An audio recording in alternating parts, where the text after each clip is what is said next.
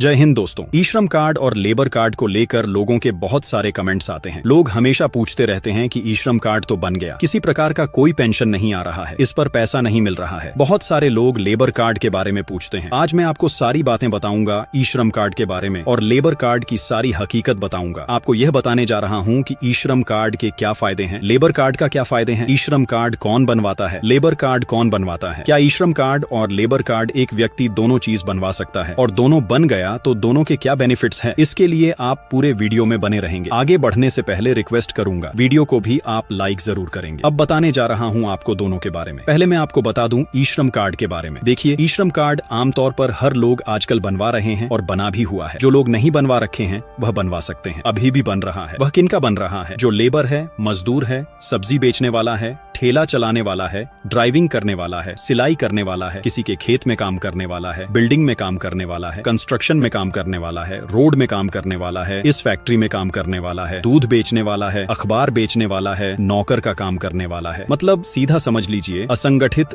जो भी मजदूर है, सारे उन्हीं लोगों के लिए ई श्रम कार्ड लाया गया था कि ई श्रम कार्ड बनवाना कंपलसरी है, अनिवार्य है। ई श्रम कार्ड बनाने से आपको फायदा क्या है आप समझिए। बहुत सारे लोग बहुत पहले बनवा लिए, कोई 4 साल पहले, कोई 3 साल पहले स्टार्टिंग में ही बनवा चुके हैं, लेकिन वह कहते हैं बेनिफिट ही नहीं मिला। देखिए, यह आपको तत्काल बेनिफिट के लिए नहीं बनाया गया था। आपने सुना होगा कि जब बना था तो कुछ राज्यों में, सारे राज्यों में नहीं, कुछ राज्यों में जैसे उत्तर प्रदेश हो गया, इसके अलावा और भी कई राज्यों में वहां के सरकार Rs500 और महीना के हिसाब से 2 महीना का पैसा भी दिया था लोगों के अकाउंट पर, मतलब Rs1000 भेजा गया था। कुछ राज्यों में पूरे देश में नहीं हुआ था, लेकिन उसके बाद किसी को पैसा नहीं मिला तो वह इसलिए भेजा गया था कि चुनाव का समय था और नया नया ई श्रम कार्ड बनाया गया था। तो एक तरह से समझिए प्रलोभन देने के लिए आपको दिया गया था, जबकि ऐसा कोई भी सरकार की मंशा नहीं थी या फिर सरकार का ऐसा कोई भी वादा नहीं था कि इस पर किसी को पेंशन मिलेगा। उसके बाद आज तक किसी को नहीं मिला। आगे चलिए, पेंशन नहीं मिल रहा है तो बाकी क्या फायदा है, क्यों बनाया गया? तो इसीलिए बनाया गया है कि जितने भी असंगठित मजदूर हैं अपने देश में, ये सरकार के पास डाटा होना चाहिए, भारत सरकार के पास, कि कितने असंगठित मजदूर हैं जिसको सरकार भविष्य में फायदा दे सकती है। सरकार को पता होना चाहिए, क्योंकि मजदूरों के लिए जो भी योजना आता है कोई भी व्यक्ति जाकर उसका लाभ ले लेता है, कोई भी अपने आप को मजदूर बना बताकर अप्लाई करके लाभ ले लेता है। डाटा सरकार के पास रहेगा,